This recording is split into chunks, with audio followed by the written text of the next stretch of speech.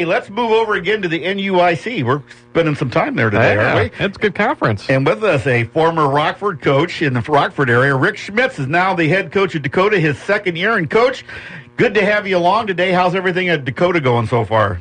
Good. Good morning, guys. How are you? Doing good.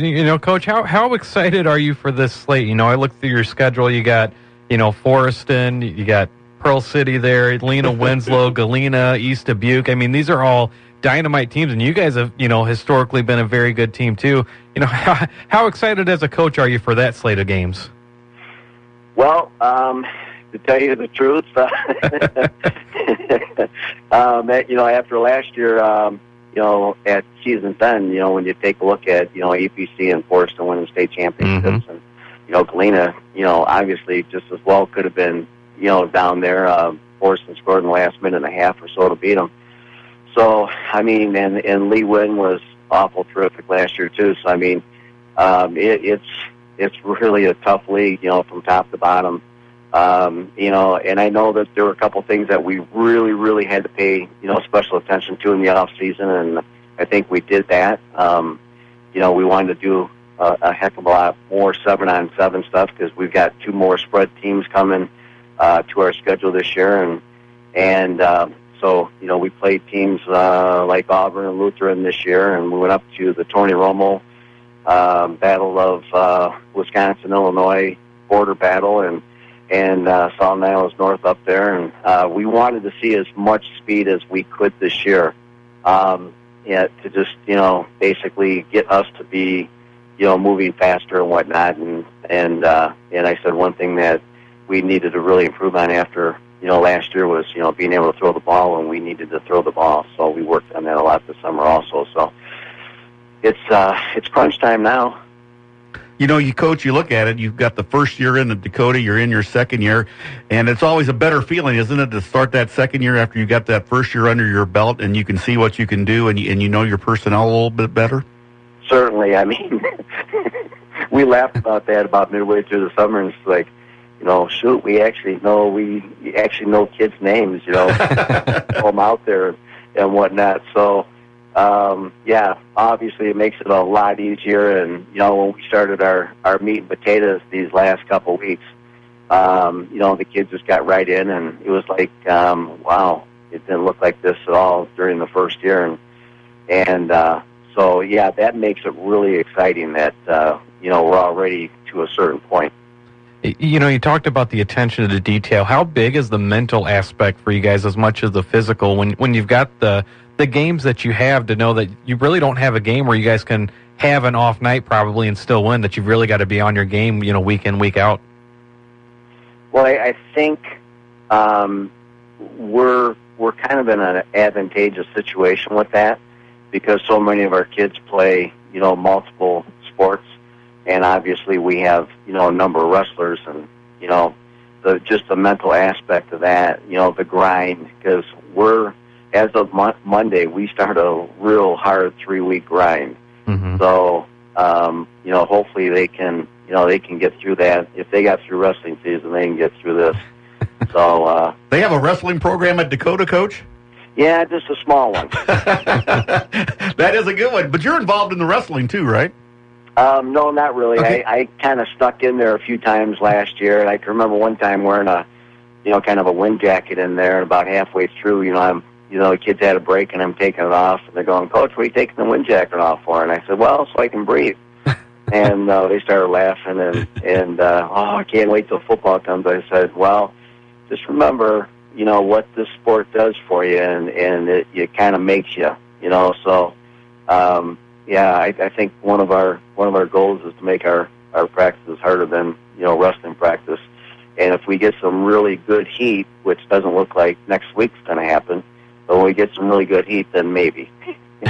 You talked about wanting to throw the ball more, when you have to, kind of thing. So who do you got coming in at quarterback that hopefully will allow you to be able to do some of those things? It's kind of a crazy situation because we got Blake Schleter, who was our backup last year, coming in as a senior, and then we have Cade Meyer, who we're moving. We had his hand down quite a bit last year at tight end and defensive, end or tackle, because we play kind of a 3-5 alignment. So he's actually throwing the ball. Well, both both kids, and also Hunter Knox, who's another junior. So we got one senior and two juniors, and they're going to battle, and we'll see, who's going to be not only our best quarterback, but if you're not our quarterback, what other positions can you play where we need you to play? So, that's one of those decisions that we'll have to make here in about another week and a half, and we'll just have to go with our gut feeling. How's the offensive line look for you, Coach? Well, bigger. Good. Of course, when you average 160, you got to be bigger, right? Yeah. Right. Actually, I talked to our guards. Actually, I got a chance to talk to both of them about a week ago. And Olson, Nate Olson, who's a returning state champ in wrestling, I asked him, I said, how big are you? And he goes, well, probably about 170, 175. And about 2 days later, I saw Anthony DeMonic, and I said, Anthony, tell me the truth. What did you really play at last year? He goes, well, Coach, actually, probably between 145 and 150. So those are our two starting guards. And they're both up around 170, 175. So just that extra, 20 pounds or so. They hit like trucks anyway, so now they're going to hit, maybe even a little bit bigger. But our speed is what our speed is really what's important to us, and both offensively and defensively. So we're not really looking for like big, huge kids, but obviously we won't discard them either if we get them. But no, we have some bigger kids coming, and that should make us a little tougher up front, because all of our stuff is, we have to, move the line of scrimmage. We have to build our own line of scrimmage, on both sides of the ball. So that will help us a little bit.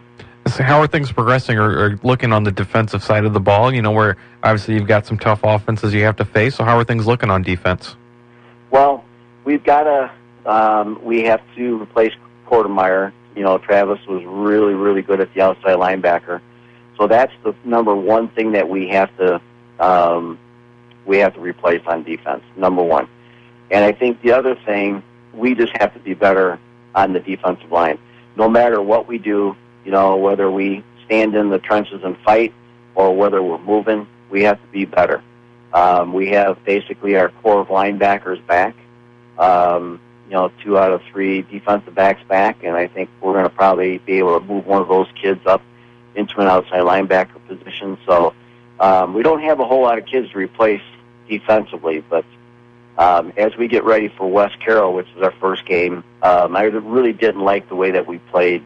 We were really sluggish, both sides of the ball, and of course everybody makes the excuse it was homecoming and this and that, but they've got a new coach down there now, and you're not quite sure, what to expect. So we just have to be really prepared so that no matter what we see, we're ready to go. Special teams this year for you, Coach? How they look? We're going to do some different things with special teams. We're going to be a little bit more aggressive, and we've got some young kids coming in that I'm hoping, that we'll be able to use them a little bit more in special teams. So if we can do that, it's a long season, and in 1A, you don't usually get the depth where, you can play kids, one way or 1.5 ways, but that's what we're really striving, to accomplish this year, is to get kids that don't have to play a full 2 ways.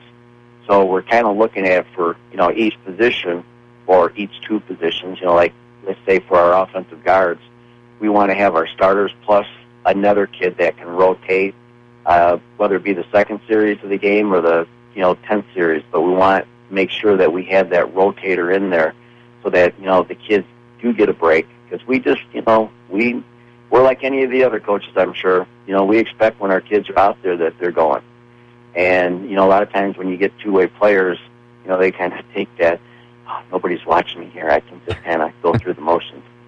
So that's what we're really trying to get. And if we can get that, and we have a little bit of depth to kind of mess around with that, it does really depend on our younger kids and how well they come here in the next couple weeks. And I think one of the things I mentioned to a couple of our coaches, I said, I think we have a chance to be so much better because we've got a couple really good classes, frost-off classes coming in, and I think when you scrimmage. Well, we don't do a lot of scrimmaging, but when we do our thud drills, we just got better kids to go against, and you know how that works. If you go against better kids, you just get better. So that's kind of the deal there. So depth is obviously a huge advantage. Coach, we've been asking all the other coaches, who they look at as favorites in the conference, things like that. Do you even identify a favorite, or is this just one of those conferences where it's the last team standing there at week 9? Well, I'm not going to lie to you. I feel very, very, very good about following Galena through the schedule. Uh-huh. And then having them the last game. Yeah. That doesn't mean that the last game is going to be for all the marbles, but I know how good they're going to be and how physical they're going to be. Mm-hmm. And I don't mind following that because I think we're going to be pretty physical too. In fact, we will demand it. So for teams to have to play 2 real physical games in a row would be really tough on them. Well, Coach, thanks so much for being on today. Always a pleasure to talk to you, and good luck to Dakota, and we'll keep updated, okay? Thanks a lot, guys. Appreciate it. We've been talking to Rick Schmitz, the head football coach at Dakota in his second year, which always helps out a whole bunch. Yeah, it's always a big deal. We're going to take a time out, and we will be back with more of our special edition of the Pigskin Preview right here on the State Line Sports Hour, our last coach of the day. In just a moment here on News Talk 1440 WROK.